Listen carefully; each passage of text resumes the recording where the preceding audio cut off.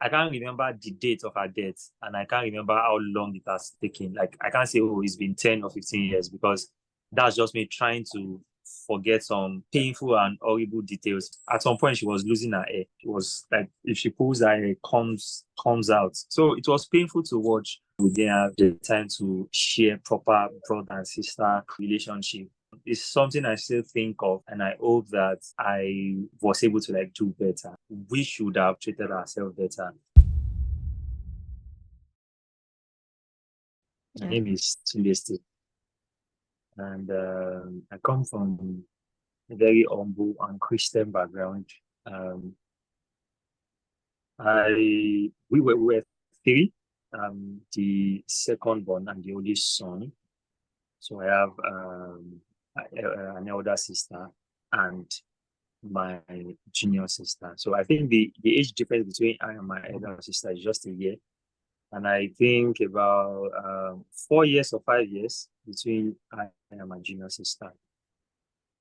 But growing up, not I won't call it siblings rivalry.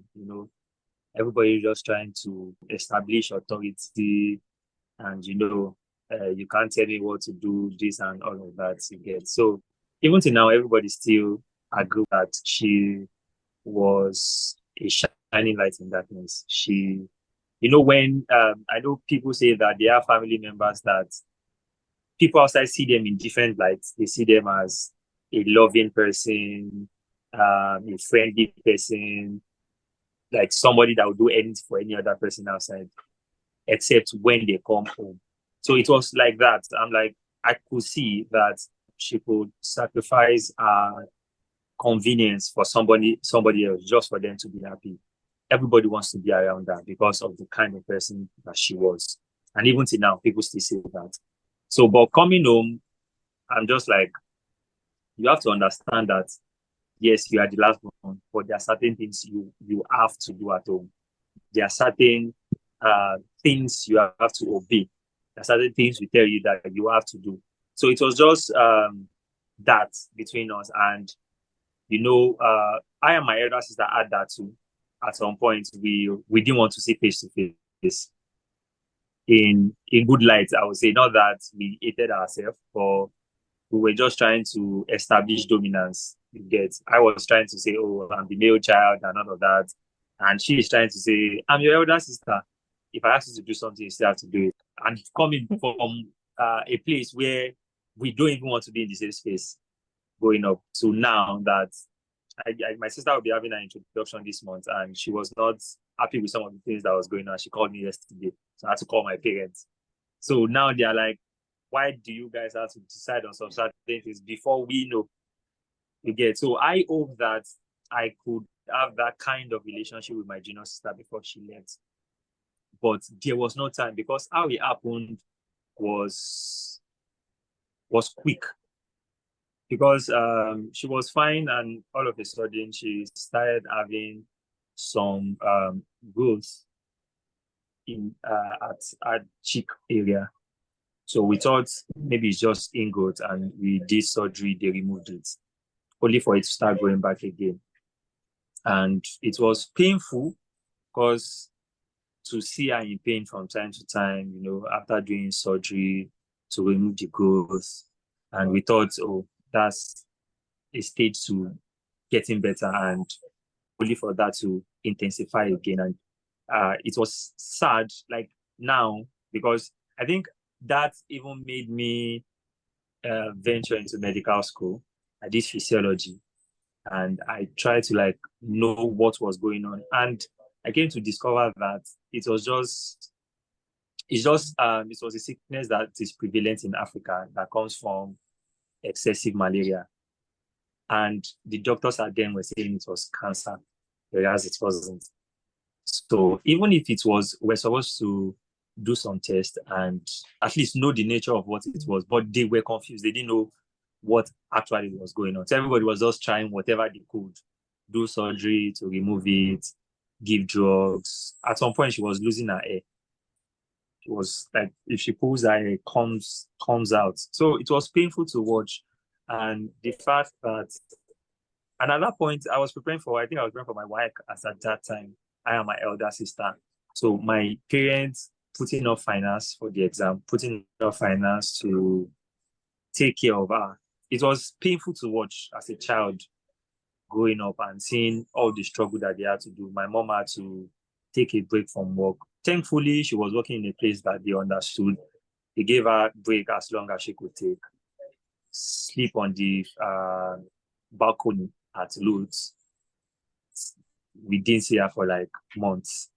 We only get to talk to her on phone, and we were preparing for exam at the same time. So nobody was in the right mental space to just, everybody just want to, okay, my sister is not feeling well, but I have to write my exam and pass at the same time. So it was a tough time, I would say. But my main pain is still that, aside from the fact, which I believe is not important now, is spend as much as we did spend and for her not to survive. It's painful to watch because for some of our children, we had to take loans. My mom took loans from work, my dad took loan, and the child died, and the loan company won't say that, oh, don't worry, you don't have to pay. You understand?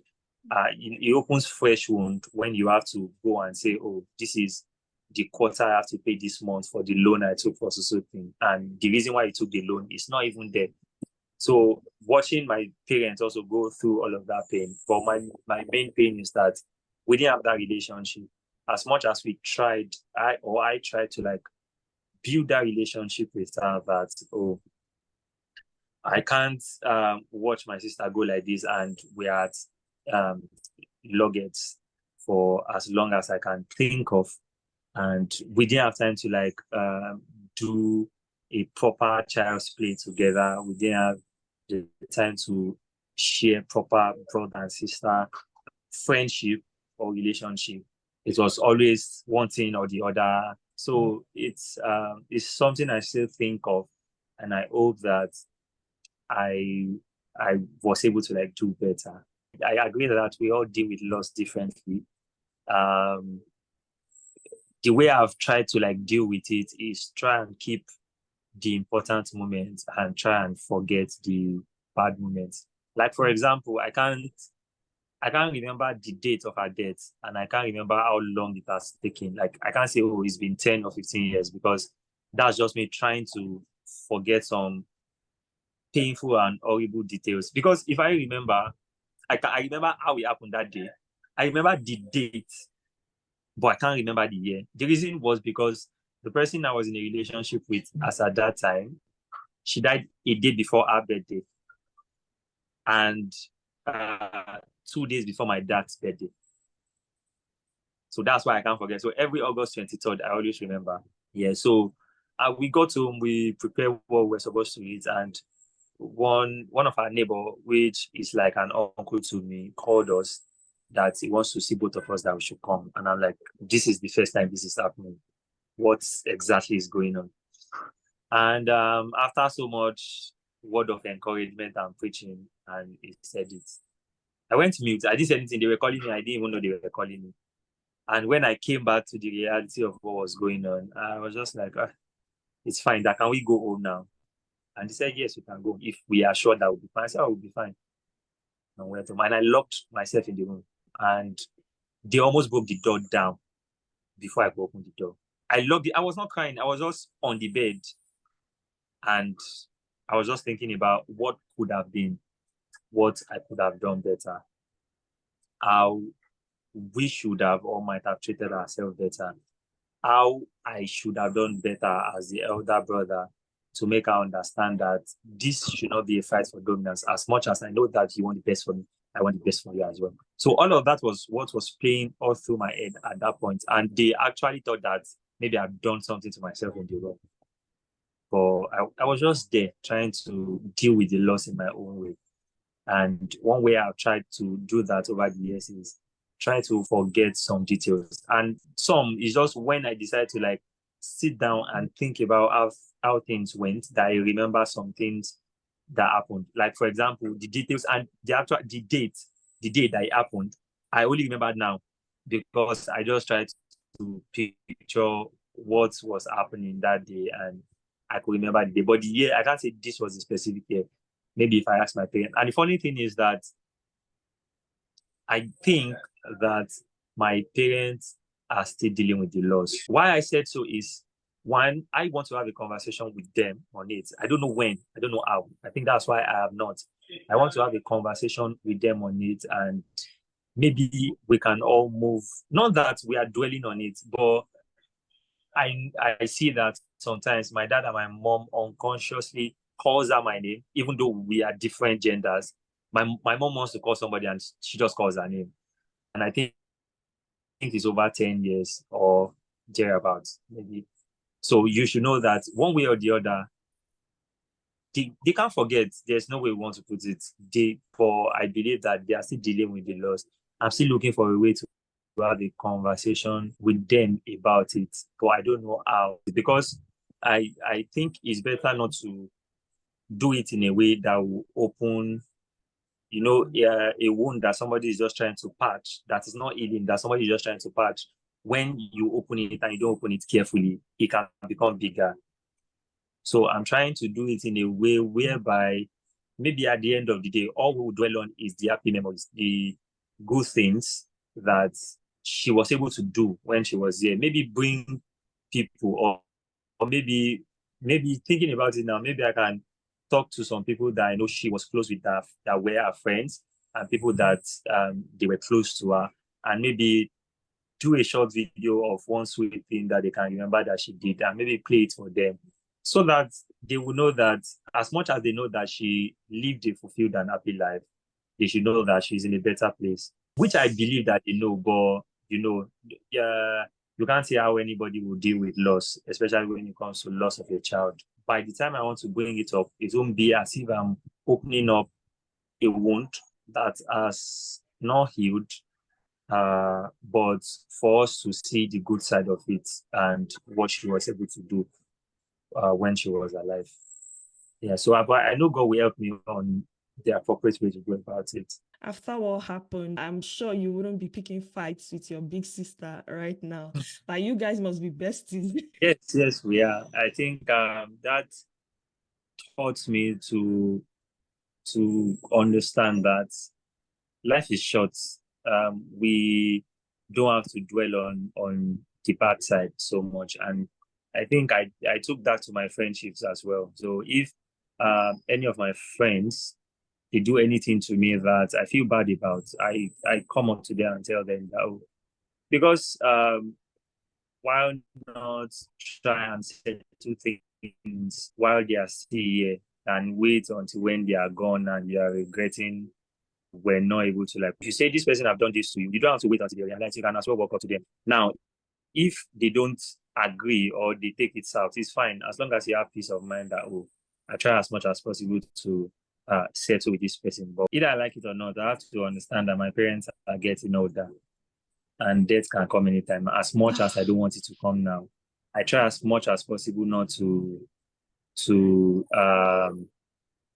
be at, if there's any misunderstanding, I try as much as possible to talk to them about it. Let us make sure we come to a common ground.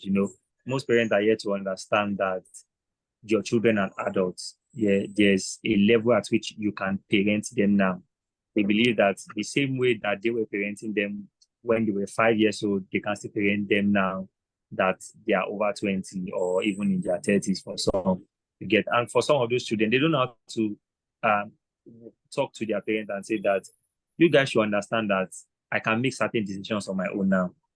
Some of them would rather just stay far away from them and just pop in whenever they like, in order just to attain that peace. There's a kind of peace that you want to just have with somebody by just staying away from them. You know that as long as we are not in the same space, we will have good relationship. We will talk over the phone. But once we get in the same space, then there's problem. So I'm trying as much as possible for that not to happen. I make sure that even while I'm with my parents or when I'm not with them, we have good relationship. We talk over the phone. We try to settle our misunderstandings.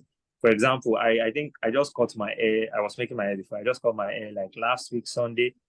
My parents were really on, you don't have to keep your hair is too much, cut it and all of that. And I'm like, okay, I've heard. But I didn't. I think I still kept it for over a year. Then on Sunday, last week Sunday, I just felt like, oh, okay, I think I've carried this air for like a year. Let me just cut it. Because I'm the kind of person that I do things when I want to do them. There's no why to why I'm doing it. The only why is I just want to do it. Okay, so when people were even asking me that, why did you cut it? I'm like, I just wanted to cut it. So my parents do understand that. They believe that because they are pastors, there's a certain way that people are looking at them and their children. And for me, I don't care about what people say. I don't care about what people think. I don't not that I don't care, but I don't allow it impact my decision.